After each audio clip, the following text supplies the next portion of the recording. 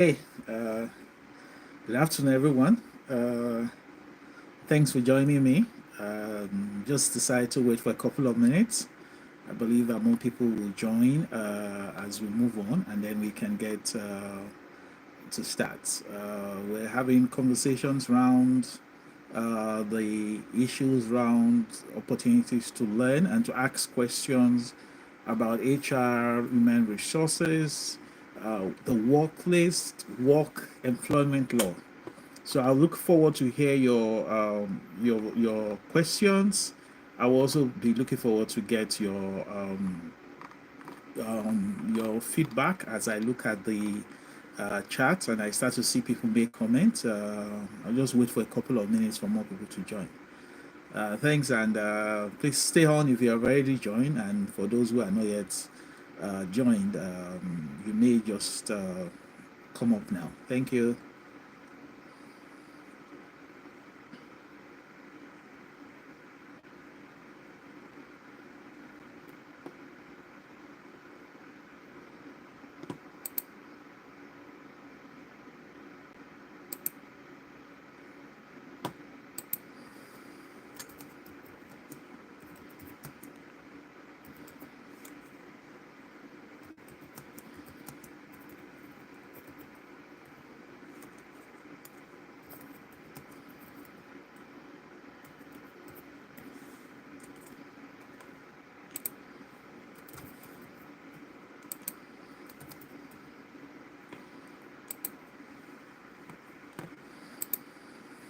Okay, thank you, Christian. Thanks for joining. I really appreciate that. Thanks for joining. Christy joined us just a couple of moments back.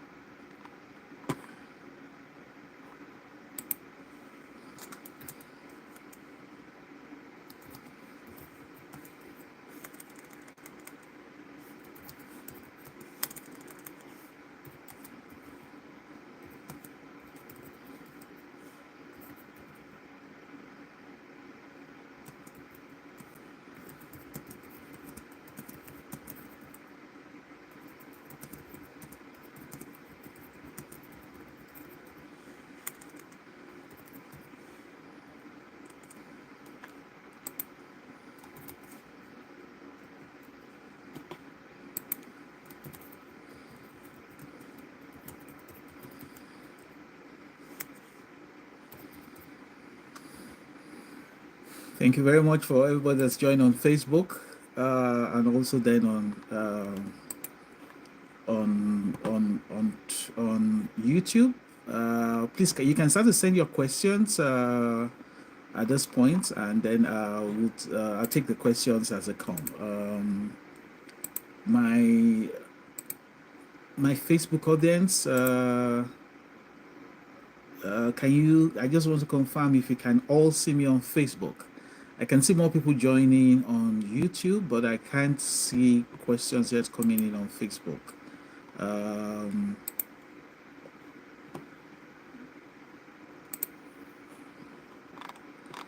uh,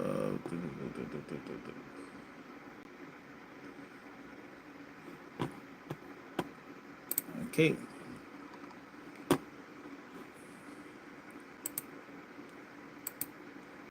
Okay. Trying to see how to get more people to join. I'll just wait for like 2 3 minutes, and then we'll take it on from there as I take some of the questions that will be coming in. And thanks again for those that have joined. You have been most helpful joining very early. Um, it's important for me to appreciate those who have joined. Thanks, Lauren, for joining. Lauren, and thanks for the first question I'm getting is from. I just want to confirm if people on Facebook can hear me and see me too. I don't know what's happening. I'm not able to get questions from the folks on Facebook. But I have a question from YouTube, and I'm going to start with that question. The question from YouTube is from Green Seeker Warrior. Green Ticker Warrior is asking the question: Do you do you what are the key HR issues a small business should be aware, need to know about? The question is, what are the what are the HR issues, key HR issues a small business should know about? This is a very interesting question to ask, because you ask something that it's difficult to answer in just one session like this. But the important thing is understand the laws around recruitment, understands the law around managing the employee, whether it's workforce management, whether it's issues related to sacking employees, managing employee performance, and then understand the laws related to discrimination. Particularly if you work in a country that has very extensive discrimination laws, like you have in the US or you have in Canada. Nigeria has not as extensive discrimination law, though case law is expanding the gap of discrimination laws in Nigeria. So you must understand the laws of discrimination. Understand also the new laws coming up that define the workplace. So, for example, when President Goodluck Jonathan was in government, he signed a law on protection of employees that have HIV/AIDS.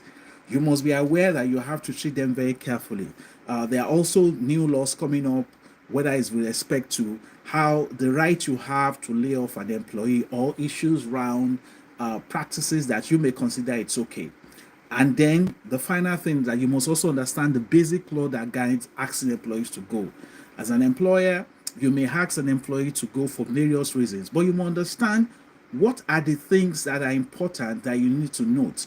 Are you letting the person go and you'll be violating the law? Because you could ask the person to go and then the person sues you and gets money, and you have to pay millions of naira. Yes, in Nigeria. If it's in the US, millions of dollars for letting the person go. So you need to know those laws. So if you allow me to break all the laws into three buckets: laws before hiring, laws, HR issues, why the person works with you, and all laws that's got to do with when the person has left. In Nigeria, I think we may be talking about close to 25 different laws, and that includes both federal laws and state laws. In other countries, it could be more, much more than that. So that will be my response to that question. If that's helpful, let me know. Green Ticker Warrior for the questions. I'm trying to get the questions on Facebook, but I don't know why I can't see the questions on Facebook.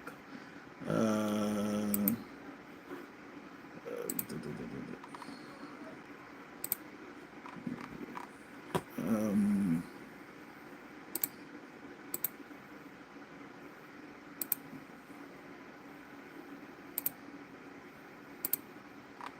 Okay, do I have any other questions from anyone on Facebook or on?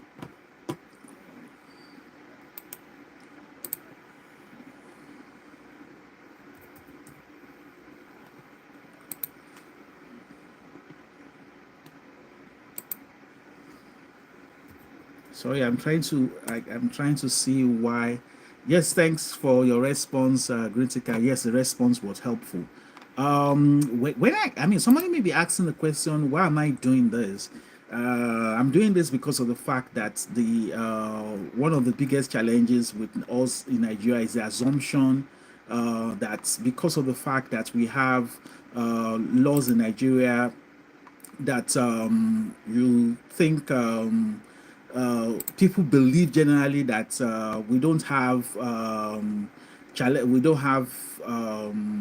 enough laws that guide the employment in the workplace in Nigeria. Many people feel that because of the fact that we have laws that are a little bit more lax, there's a tendency for anybody to do whatever he likes. But what we have found in Nigeria that is very, very important for us to put at the back of our mind is that we're now having not just new laws, we are also now having a lot of case law that is expanding the rights of employees in the workplace, and therefore employers to get into more serious trouble, as the case may be. I don't know what's happening with Facebook because I'm not able to get the questions from Facebook.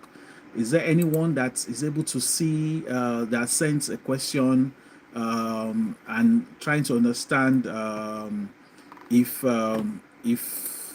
you want to switch to YouTube and ask your question, then you may want to think about that. The other question I also wanted to mention is whether we have, okay, so I can see that there are like 6 people that have asked questions on Facebook, and I'll just try to respond as the questions are coming. Thanks for joining. Let me first appreciate it. So I have a question from YouTube. I'll come to Facebook very shortly. I know Michael said a friend of mine is pregnant, just recently joined the firm and is still on probation, and HR is refusing to approve her maternity leave. That is still on probation. Please advise her. Now, in Nigeria, there are 2 kinds of leave in a broad term. Thanks for asking that question. I know, Michael. 2 general kinds of leave. Please hold on, Peter. I need to know. I'll take your questions. There's what they call statutory leave, and there are other types of leave. The statutory leave is a law, is a leave that is defined by law. So a law says that leave must be granted the employee. The other are the other types of leave. So, for example, a very good example of statutory leave is maternity leave. The law in Nigeria says when a woman is pregnant and brings a record from a medical practitioner that she's pregnant and due to deliver, you must give her maternity leave. The law does not say if she's confirmed or not. So if the employee is not confirmed, the employee should still get maternity leave. And please note, there are people that say, oh, okay, the person should, the tummy should be big. We want to see evidence. What the law says is if a employee and a woman comes to you and says, I am pregnant, and brings a record from a doctor that says she's due to deliver, she should go on maternity.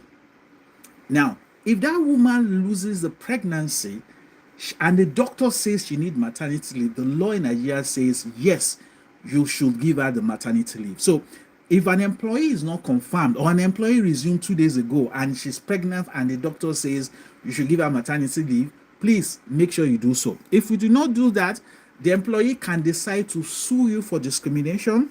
The most relevant case was a case instituted against Clinton Foundation in Abuja.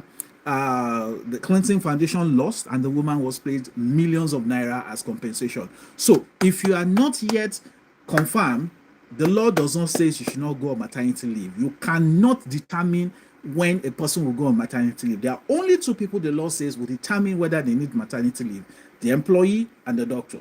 You don't have a say, and it is a statutory leave. Now, annual leave is another statutory leave because the law says an employee is entitled to annual leave. But the law also says that you can determine when the person will go. So the employee can apply, I want to go on leave on February, and you say, no, because of operational, you can't go, you'll go in June. That is not the case of maternity leave.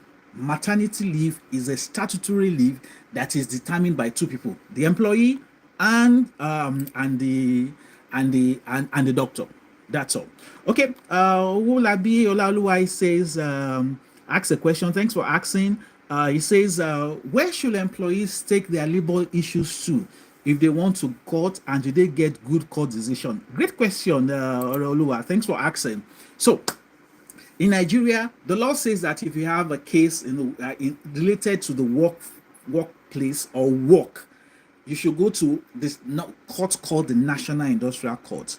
The National Industrial Court in Nigeria, they have over 10 branches: Lagos, Abuja, Port Harcourt, Ibadan, Ado Ekiti. They have them all over. You go, the law says that's where you should go to, and that's why I generally encourage employees. The National Industrial Court, in my opinion, is the best court in Nigeria. Not only do they give reasonable judgments, they also give quicker judgment than other courts. They publish their judgments, and the law says they are allowed to import best practice from anywhere in the world. So if you take your case to the Court of Appeal, for example, the Court of Appeal must follow the laws of Nigeria. So if you take your case to the Federal High Court or the State High Court, they must follow the laws of Nigeria. But the National Industrial Court, in its law, says they can adopt any best practice from anywhere in the world. So if, for example, a woman I mean, there was a lady that was working in a radio station that was sacked because she has roast, roasterism. You know, that thing that doesn't make people to be able to pronounce R. You know, that thing they call ow. You know, those people. So the lady was hired in the radio station, for example, in the battle, and she was fired. And they said that is because she couldn't pronounce ow. Now, in Nigeria, there is no direct law that says that action was discrimination. But in the US and in Canada, we have decided case on rotarism where the court has said it's discrimination on the basis of health. And therefore, if you go to National Industrial Court, despite the fact that there is no law in Nigeria, you can quote the law and the decision made in the US and you will win the case. I cited the case of Folari versus Clinton Foundation that I said the lady was pregnant. There was no law on pregnancy discrimination in Nigeria, but she cited the cases in Canada and in an African country, and she won at the end of the day. So my recommendation, go to the National Industrial Court. It is fast, it is efficient, it is affordable, and do that. Now, Olabi is also asking, do they get good decision? Oh Lord, the way the National Industrial Court now awards damages is outrageous. A couple of years back, somebody sued the NNPC and he got, you won't believe it, in Nigeria. Do you know how much he got? 630 million. 630 million. He got 2.6 million as unpaid salaries that they didn't pay salary, 24.6 million. It was paid, the court gave exemplary damages of 200 million naira and then gave him the cost of action. So the court also said this employee should be paid for the lawyer he hired. This guy got 229 million naira. National Industrial Court in Nigeria. One case. Another case was sorry, this is a case against an NPC. Before people say, okay, is it because of government? There was a case between Akim Olawore versus Airtel that was decided in Lagos here. This man got 160 million from as damages from the court in the case of that, and was also given, the court also said he should be given 1 million naira for the cost of action. So you get good judgments in terms of if you want compensation. Okay, that's a question from Uwolabi. Yeah, Peter Lee says, please sir, I have a brother that wants to study engineering and doesn't know which of the engineering field. Which criteria can you use to advise him? Wow, big question. So in this case, somebody has a brother who is wants to study engineering and doesn't know. This is a tricky one because many people will not be happy with my response, but I will provide a response. The first thing is, think about your brother. What is his ability? What is his interest? Does he like math? Does he like physics? Is he analytical in mind? You need to think about his attitude and his aptitude. That's the first thing. He's the first key person. And then you also need to consider the market. What is the market saying? Because people don't study courses just to study courses. The reason why they study courses is because they want to learn and they want to get a job or start a business. So you must have the end in mind. What does the end say when you study engineering?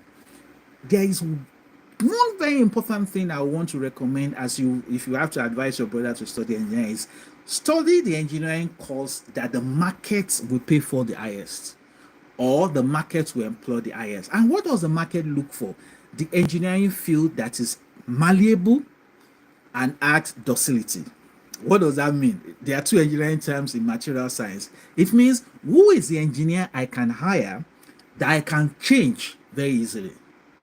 So in Nigeria and all around the world, there are only two engineering fields that you can change them and plug them anywhere: mechanical engineering and electrical electronics engineering. Take them to drilling engineering, they are good. Take them to agricultural engineering, they are good. Take them to chemical engineering, they can cope. Take them to civil engineering, they can manage. Take them to facilities engineering, they can manage. Why? They are trained. Those two engineering fields are trained to be very flexible. So that's why if you go to 7up, you will see mechanical engineers there, you will see civil engineers, you will see electrical engineers there. If you go to Chevron, if you go to Shell, if you go to a construction firm, if you go to Julius Berger, you're going to see those two engineering fields there. Why? Because they are flexible. So you can get a graduate of electrical or mechanical engineering and training to become a drill engineer very easily. Those to me looks like the most easy to adjust to. On the other hand, some engineering fields are difficult to plug and play. They are difficult to adjust. In that category, you have petroleum engineering, you have agricultural engineering. Because they are very restrictive, once they graduate, they must do what they were trained. So you can't hire the petroleum engineer and tell him to go and become a drilling engineer or go and become a construction person. No. So those ones don't, you must have specific areas where you want to put to. In the middle, there are courses like chemical engineering. People argue that chemical engineering is the mother of engineering. Like I said, I've sat down, I've been HR for a couple of years in engineering firms, and I've seen that chemical engineers could be restricted because of the fact that sometimes some organizations do not have serious rules for them. And because you can train other engineers even to come and do some of the things they can do. So, for example, chemical engineers are the masters of process engineering, but a mechanical guy can learn it and become good. So, my recommendation, if you must, is tell the person to that engineering field that people can easily adjust, mechanical or electrical. Every other one, be careful. You may think about chemical. Please be careful of some of these new ones that they are bringing up that are bundle of confusion. Mechatronics engineering, great course in developed country. What's mechatronics engineering? It is the fusion of mechanical and electrical. Question: why don't you study one of them? Because at the end of the day, would Julius Berger hire a mechatronics engineer? I don't think so. When they could hire a mechanical engineer and just teach him the electrical bit or hire an electrical person. So that would be my recommendation on that. I wish your brothers the best. Somebody is asking a question about. Okay, I've asked. The father sounds. What about if HR refuses based on type of job, which could be dangerous to the woman? I mean, HR refusing, is it for the woman to go on maternity leave? I don't know why HR will respond because the law does not ask them to respond. Once the employee is pregnant and the doctor confirms she needs to go on maternity, HR cannot refuse. Please, you can ask a question if I didn't get that very well. Okay, Temi Owolabi is asking, what is the right way to ask for feedback after a project? Uh, Great question. Thanks for asking that question, Temi. You want to ask yourself a couple of questions, whether you are dealing with questions of if it is measurable. So, for example, every project has a start and a end. That's what makes a project. But there are specific outputs, right? So you can ask direct questions on those specific outputs. So maybe, for example, the project was to build a tank, right? And you build a tank. So just ask the owner of the tank, are you satisfied with the tank I built? Did I build it to specification? Did I build it within cost, within time? You can also ask questions about some of the soft skills that you demonstrated. So while I was doing this project, did you see me do collaboration? Did you see me do all of that? You can ask those questions. So you can either ask questions from the owner of the project, which is very, very important, about whether you met their expectation or in terms of what they wanted. You can also ask questions from the people you work together, how you demonstrated the soft skills or people skills while you're doing the project. Or you can actually ask questions from your boss, what he thinks about it at the end of the day. Okay. Thanks for that. Princess Tina has a question on Facebook. She said, what, please, is a maternity leave for an employee on probation a paid maternity leave or an unpaid leave? The laws in Nigeria, again, did not say somebody on probation should be treated differently from someone not on probation. So if the workplace has a policy that pregnant women will be paid X, you can't discriminate against a pregnant woman who is on probation. So in Nigeria, maternity leave is paid, and that is the recommendation of the International Labour Organization. I actually think in the OECD that only the US has unpaid maternity leave. So a woman who is on probation who goes on maternity leave is entitled to be paid maternity leave. That's what the law says. Princess Tina, please let me know if I answered the question and if you have other questions related to that. Okay, there's a question here from I know Michael. Please, sir, for fresh graduates who do not meet with job application requirements due to age restriction placed on entry-level job, what are the options close to them? Now, this is an interesting question because in Nigeria, You see a lot of things where people. I mean, I saw an advert from one bank asking people to become tellers and saying that they must not be more than 24 years. And I was like, why are you putting an age requirement to be a teller? Is to count money. I mean, do you be a worse teller for being 24 or 28? So my recommendation is let's remain ethical, right? I know people could be tempted to want to alter their age. You want to be very careful. I wrote an article recently about the amount of judges in Nigeria that falsify their ages. Very unfortunate that a judge is falsifying his age. So don't get tempted to falsify your age. My recommendation is if you guys can still apply. My general view about applying for jobs is don't disqualify yourself, right? So if you see a job, you feel you are qualified.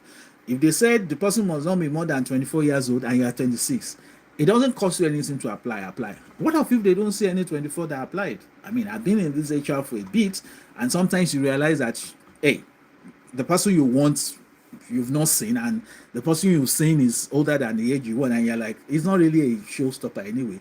Don't forget that some organizations, they just put all those 24, 26 just to reduce the number of people that will apply. It's not necessarily that is a real social class. So my general advice is that don't limit yourself.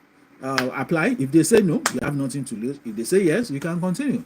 That would be my recommendation on a personal level. But on a general level, I think some of us who are still in that category and still looking for a job, I think it's time for us to start to think about whether we want to go to court in a particular case. Just pick one company and let's go to court, because the courts will argue you must tell us why you are saying only somebody not older than 24 years old should be able to count money.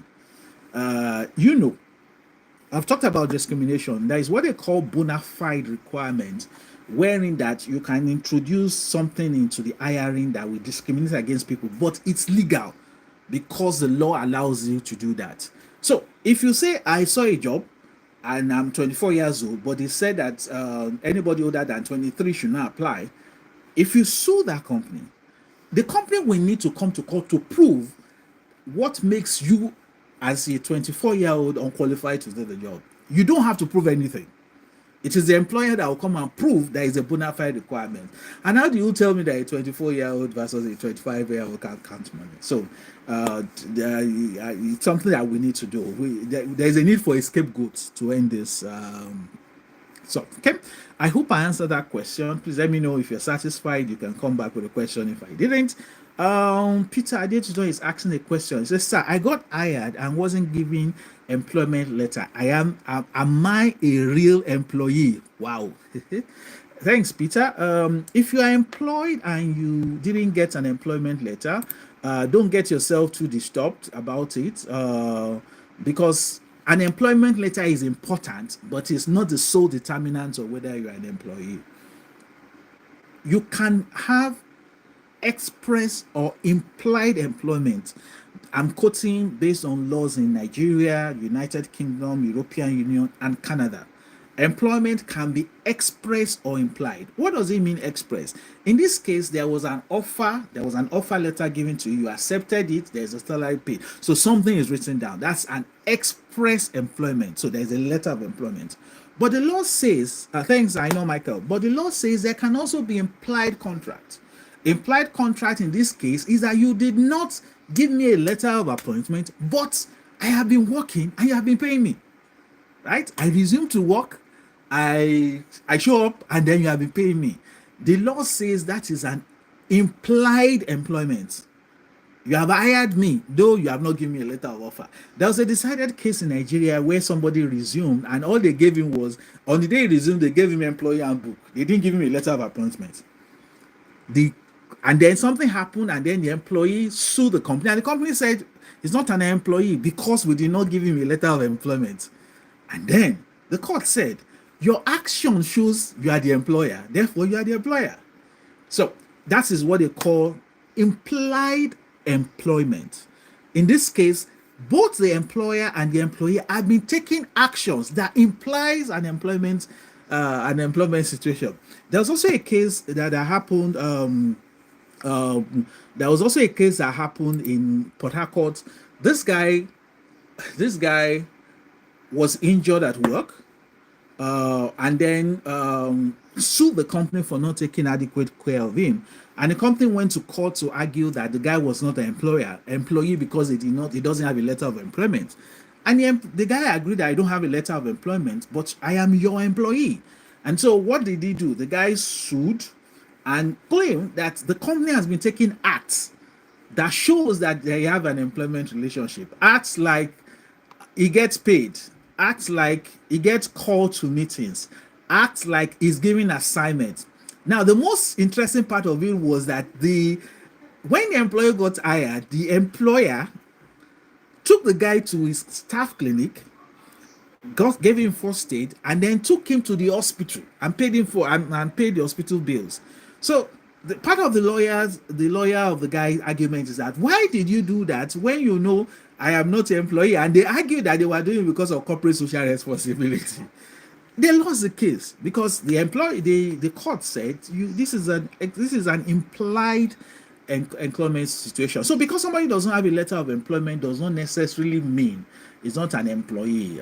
You taking action? I had to intervene in a case a couple of weeks back in Canada where the employee was told about an opportunity, right? And then the employee was asked when he would be willing to resume and where would he like to sit or something like that. And then after a couple of days, they now told the employee that there's no work. And then the employee argued that I have work. You have started to take action to show that I am your employee. So if you don't have a letter of employment, why I would suggest you try to get a letter of employment. If you don't have a letter of employment, it's not a showstopper. The employment could sometimes be implied. Okay, that's the way I want to answer that question. I hope I'm not missing out anyone. Whether I have any more recent questions. I've seen quite a lot of questions from employees. Employers, are you not here? Do you not want to ask your own question? Because at the same time, we have to balance these things. The employer has rights, same way the employee has rights. I mean, so for example, part of the right of the employer is to direct how work should be done. So for example, if you are an employer, yes, the father 7 says, yeah, I think it is still advisable to get a letter at least for future protection and continuous service. Excellent. Very, very accurate. Actually, what the court have said in Nigeria is that if you ever need to prove that you are denied a benefit, you must show a letter of employment stating that benefit. So, I mean, just to agree with what the father 7 said, thanks for that brilliant contribution. So everybody should strive to get a letter of employment. Is very, very, very, very important. So I was talking about employers. You have a right to direct how and where work will be done, for example. So you hired somebody in Lagos and then you transferred him to Ibadan. You have that right. He can't say he's not going. Except in the letter of appointment, you now said his office shall be in Lagos. If it's not, then you have a right to transfer him elsewhere. But be careful when you are doing the letter of the appointment. If you are drafting a letter of appointment and you have said, this is to offer you this job in Lagos, your office location shall be Lagos, and you are totally silent about transfer, please, if you want to transfer, you may need to negotiate that because you have specified a location at the end of the day. Okay. Peter did not ask another question. He says, on behalf of a friend, what should I do about a co-worker who dresses inappropriately at work? Interesting question in today's world. I'm sure many people have seen that. I went to do an orientation for some new hires, and the CEOs kept saying, please, I want people to dress appropriately. And, she now said something that was a surprise to me. She said, I expect people to come to work. Please, nobody should come to work with pajamas. And I was like, pajamas? Oh, she said, oh, yeah, I've had employees who show up in their pajamas. I mean, as in pajamas. And tell you that, oh, I just woke up. I saw I was late. So I just rushed from my bed to the office. So what should you do? Depending on the kind of relationship you have with the worker. If it's somebody that you can approach and you have a relationship with, you have that very cordial relationship, but please be sensitive. If the person is the opposite sex, don't approach the person to talk about it. But if the person is your guy, maybe for example, you are a guy and this guy comes to work and wears clothes that show all his six pack or shows exposes too much, and he's your guy. I mean, you can just say, ah, guy, the way you dress, it's not good enough. If it's of the opposite sex, I would recommend you report. Yeah, either bring it to the attention of somebody that can influence the person, either HR, or you report to the person's supervisor about that. But be careful that what you are defining as inappropriate dressing is actually inappropriate, not what you don't like. Because so, for example, because you don't like people wearing short blouse or short skirts, you can't call it inappropriate. My recommendation is I also look at your company handbook. What does your company handbook call inappropriate dressing? Because if your employer does not say that the dressing is inappropriate, you can't define what is appropriate and what is not appropriate. So that would be my recommendation. But it's something you need to be very careful of, because in a bid for you to argue about inappropriate dressing, you don't get to be accused of being practicing discrimination or not being or being unkind. Thank you very much. Okay. Thanks. I like your contribution, Princess Tina. We, the employers, are here, but just that employment law favors the employees more. Very correct. So we try our best to know the law and abide for them. Litigation is very expensive. Yes, I know Michael says some employers have dress code for their employees. Yes, Tina, Princess Tina, you are very, very correct. And thanks for sharing that. You said employment law favors the employees more. Between me and you, it's actually more than that. Employment law was designed for the employee. And this is what I always tell employers. Employment law is not designed for the employers. Employment law is designed for, it's just like Child Rights Act. Child Rights Act is designed for the child, not you.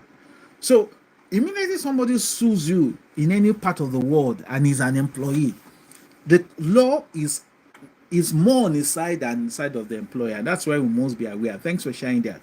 Okay, Oreoluwa is asking a question. He says, for an employee who signed a training bond agreement before accepting a job offer, however, 2 weeks into the employment, the employee receives a better job offer. What is the best course of action for the employee, particularly with regard to the bond agreement? It is quite common in a particular line of business here. Okay, so in this case, the employee signed a training bond before accepting the job, but 2 weeks into the employment, this employee gets a better job and wants to leave. What should the employee do? First question I'm going to ask is that go and read that training bond again. What does it really say? Does it say you can't leave, or does it say if you leave, you will pay? So if it says you can't leave, ignore it. Why? Because you cannot be forced to work. They call it servitude to the law, and it's a constitutional protection you have in Nigeria. If it says you must pay back what you have been paid for the training, so ask yourself, I just done 2 weeks, they have not started the training, so there's no amount to pay back, then you can go, right? So the best course of action, if it's just 2 weeks in it and you're an employee, best course of action, first thing, go and check what does it really say. Does it say I can't go, or does it say I'll pay back? If it says I'll pay back, how much will I pay back? You can afford it, then you can leave at the end of the day. But nobody can force you to stay there. There have been a number of cases, particularly in the airline industry. Airlines would train somebody to become a pilot, and then the person will say, I don't want to work for you. But hey, you can't hold the person down. I tell people that training bonds in Nigeria are very interesting, but the question is that you have to be very careful about how you handle it. You may be able to force an employee to sign the training board, but you don't have any power to enforce it. So that would be my recommendation. So read what is there, check the price you have to pay. If the amount you have to pay is within reasonable, pay it and then take a leave. Okay, the Father 7 says, as an employer, how do you handle a staff with poor hygiene? That one could be very difficult. Poor hygiene, body odor, and things like that. I think the question the employer needs to ask himself is, are there things that you can legislate as an employer? You can legislate a dress code, right? So you can have a dress code and say people shall wear neat, clean shirts. So you can do that, and then based on the employee flouting, you can discipline him. I mean, that's what you may want to do. You can do some coaching you can do some advice or some mentoring for the person. If it is like body odor, then you want to become more sensitive, because that now becomes health, because you don't want to discriminate against him on the basis of the health of or as the case may be. So you want to be careful if it's body odor. But if it's just that the person does not groom himself well, my recommendation is to come up with a grooming policy. Now, there's a difference between a dress policy and a grooming policy. I tell people, don't do a dress code policy, do a grooming policy. What's a dress code policy? As it says, it's about dress, what you wear, what you can't wear, and all of that. A grooming policy is about how you look. So it will include dressing, hairstyle, beards, shape of hair, tattoo, and everything. An employee of the Nigerian SSS or DSS, as they call themselves, had tattoo and he was sacked. He went to court and the court says you can't tell the Nigerian not to have tattoo on his body. Because again, in this case, you did not even put it in your dress code. You only have a dress code, you do not have a grooming code. So I tell people, have a grooming code that covers dressing, hairstyle, beards, eyelashes, and review it regularly, because grooming is getting defined. So for example, you can have a law that says that you can't have fake eyelashes, because it's now a grooming issue around the world. Now, so you can use that to down by the employer and say, you are flouting this policy and I'm going to take disciplinary action against you, if that's the case. That would be my recommendation. I hope I answered that question well. Peter is asking a question: what can I do if the manager at work refuses to give me permission to go home to care for myself when it's obvious that I'm not in a good condition of health? That is a very tricky question, because the challenge is that why would they not give you permission to go home if you are falling sick? I hope it's not the case of the fact that employee is always asking for permission to fall sick. But honestly, if the employer says you can't go because you are fall sick, you have a manager, go straight to the manager. I wouldn't expect the manager to say you can't go home if you are falling sick, because if you die at work, they are going to be liable. So go to HR if the manager says no at the end of the day. I know Michael, I hope I answered that question. And then Michael is asking, there are also organizations that request for pay slips during recruitment process.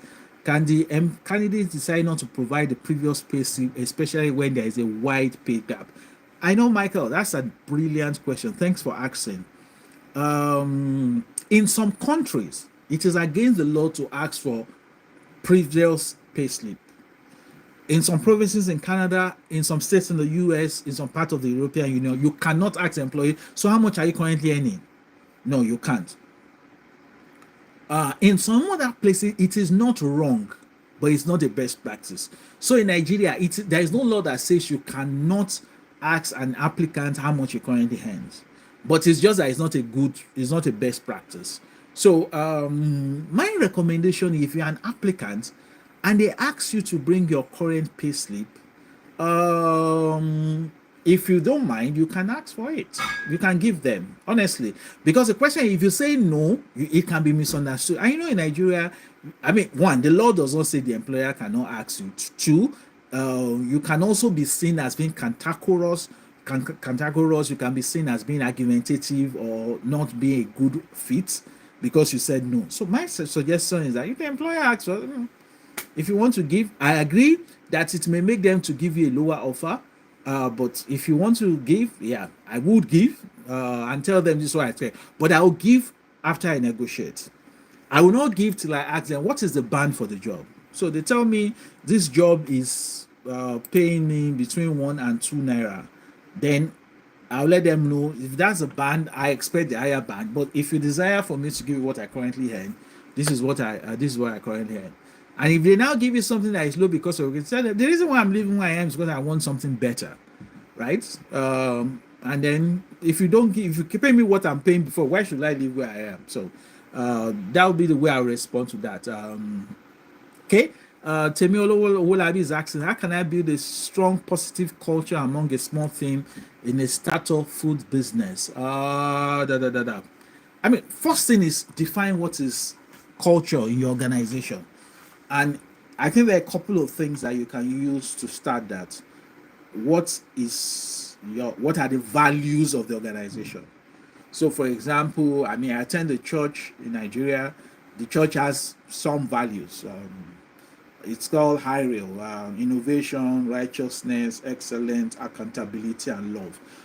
So that's the kind of culture the church wants to build, right? So start by defining the value. Now, if a church says righteousness is a value, that means that that church is saying that we will not pay bribe, right? That organization is saying we will not pay bribe. If the church says excellence is a value, then that means that that organization will pay and will reward people that are excellent. If it says innovation is a value, that means that that organization cannot punish me for trying something new. So the starting point is to define your values. Define it very carefully. The next thing is for you to now embody the value. So what are those things that you said are your values? So how do you embody? Are you living it? So if you say this organization innovation is our value, then I try something new and it doesn't work, then you can't blame me for trying. You have said innovation is your value, right? So embody it, train people about it. I said write your values, embody it, which means live it. Train people about those values. So what does excellence mean? What does innovation mean? What does creativity mean? What does fun mean? What does joyful mean? Train them, create reinforcement that will remind them, and finally ensure you discipline people that violate those values. If you see the values of last mile, you see the values of Ministry of Agric or EFCC, you see great values. The challenge is sometimes there is no punishment. That's why the bad behavior will continue. So it's possible, for example, a staff of INEC can be punished for rigging an election, but the person that won that they rigged for is not punished. You're going to have a perverse culture at the end of the day. That would be my recommendation. I hope I answered the question. The next question is from the Father 7. As an employer, is it advisable to forcefully tell your staff to seek help for mental health issues, especially if you've noticed some of the character behavior with their daily task? It depends on the country. And thanks for that very brilliant question, Father 7. It depends on the country. In some countries, there is what is called the duty to ask. So in Ontario, Canada, for example, there is a duty to ask law that says, as an employer, you have a duty to ask when somebody does something strange. So you have an employee who comes to work 8 o'clock every day, and then he starts to get to work 10 o'clock. The law in Ontario, Canada says you have a duty to ask him what's wrong with him. Why is he coming late? And then if he now tells you, you could now advise him to go see a doctor or whatever is the case.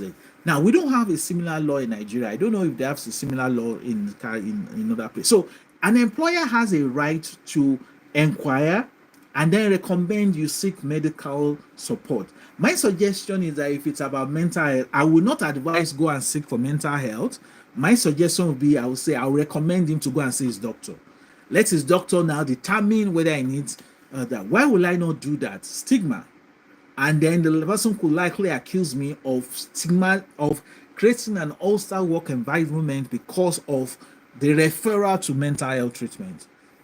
I mean, I'll just say, based on what I've observed, this is happening. I recommend you go see your doctor about this.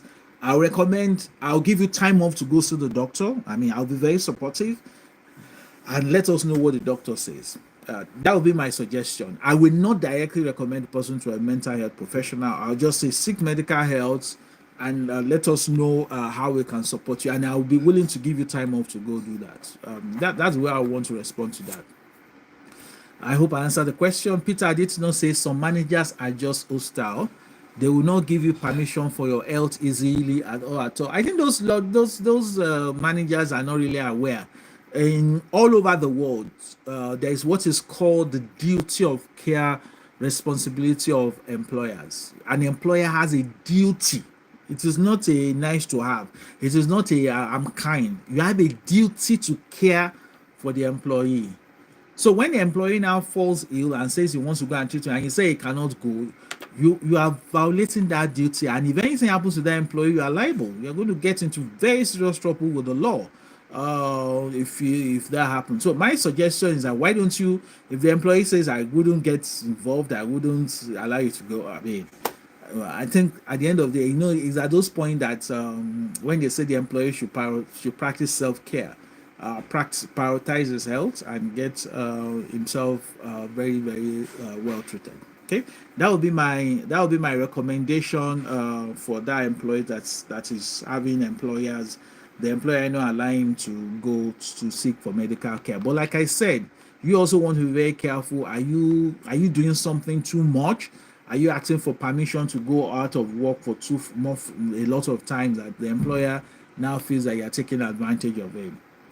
Okay, I've taken all the questions I can see. I want to respect people's time. I know today is public holiday in Nigeria, for example. They would, and I know people will have to get prepared for work tomorrow. My goal is to round it up by the turn of the hour. That's in a couple of minutes. So I'll just take a couple of more questions. I'll be done. I actually have a gift. I have a gift for those that joined today. There's an ebook that I said we're going to share to anybody who joins us live. So I'm going to ask one of us, my colleagues, to post a link. If you put your records, if you put your name on that link, please kindly post that link so that people can register. You're going to get a copy of that ebook, and it's free. We're doing it for free by the end of May. It's our gift to you on two grounds. One, for being a worker or being an employer of workers. Secondly, for also being joining us live. So we're going to post that link now. Please, Orelua, please post the link now, and you can join and let people know once the book distribution starts. While we will sell to other people, we'll be giving you your copy free of charge for two reasons. Number one, for being a worker or being an employer of workers. Thanks, Mr. Mati, for your kind words. Thanks, Temi. Thanks, Chris Ayau. So you'll get a copy of the free book. It's about the 60-page book. You're going to get it for free. Number one, because you're a worker or you're an employer of labor. Number two, you're going to get it because you joined us live, right, at this session. So once they drop the link, please go there and then share and get that. My goal is that occasionally we'll just take time to, when we do this session, to just look for resources to help people, because you should not just be talking. So by the next time I'll be doing a question and answers, we'll have like 1 or 2 templates we'll share for free. So for example, based on, and you can make a comment, and my colleagues will likely respond to you on that. That's okay. So what kind of documents do you think templates do you think you would like to get for free at the next session? We can quickly do a session. Maybe if something happens and I feel that there's a need for us to talk about it, we'll notify our people that have joined us and tell them that, oh, okay, we'll be doing this session. And then if I see many people say, okay, so can you share with us a sample of a free maternity leave policy? That session, we'll create a link, you join it, we'll send it to you for free. You may say, okay, I'm looking for a sample of an employment letter. Now, I can't provide everything free to everybody, but based on the number of people who make requests, if we see quite a lot of requests, we'll just create a template for you, and then you can easily go to do that. Because at the end of the day, the whole idea is just for people to be able to get value from this session, and they can start to build those things and make life better at the end of the day. Thanks, Fumilayo Arepo, for your kind words. El Marianne, Princess Tina, thanks. Thanks, Princess Tina. Says, as an employer, I learned a lot. I look forward to hearing from somebody like Princess Tina whether we should actually do a session. Thanks, Mr. Mati Ogochukanuwa. Thank you for the kind words. Abiola Shobola, thank you for that. Maybe we should have a special session for employers alone. So for those that are employers here, do you think we should have a special question and answer sessions for employers, separate from employees? And then we can take it on. People have asked me, do I do this? Or what is going to be the frequency of this? It depends on many factors. We could just do one focus session where we'll just deal with, we're dealing with maternity issues in the workplace, we're dealing with health issues in the workplace, we're dealing with employers in the workplace, we're dealing with I mean, Mother's Day is a couple of days from now. We're trying to do a session for Mother's Day where we'll be asking questions. So, what is the obligation of employers to employees who are mothers or who are pregnant? You will not believe it. Number of people that have dealt with pregnant women in Nigeria, and those women have gone to court and won cases. Oh Lord, I will talk about it because it's very, very important for us to talk about it. So the goal is not for to equip employees to sue their employers. The goal is for employers to know what the law says and how they will not get into trouble at the end of the day. So I want to thank everybody that joined me. Once the link is dropped, please just respond to the link, and then let's take it on from there. They'll be posting the link both in Facebook and on YouTube, and then we'll take it on from there. I want to thank you very especially for spending your May Day with me. Thank you very much. You have been very kind, and I don't take it for granted. Thanks for those that asked questions. Thanks for those that did not ask questions. I wish you a very successful month of May. It's the 1st of May, and I pray that you have the best of time. Thank you, and have a great day. And let me know if you think we should talk about something in the future. If you just put in the comments, my colleagues will take a look at it, and then we can use that to determine that. And if you have any suggestion, we'll be willing to do that. Thanks, and have a great match, and see you very shortly. Particularly, we will likely do some. No, we will do something around Mother's Day. Well, we're talking about employment laws related to mothers, children, and also related to protection for families. So things like next of kin, things like beneficiary. What does it really mean? Because in Nigeria, one of the challenges that we assume that next of kin means somebody that will benefit when somebody dies. No, no. So we'll talk. So we'll definitely have a session before mothers around Mother's Day to focus on family issues in the workplace, to help employers, to help employees to know what to do. Thank you very much. Bye, and have a great week. Bye.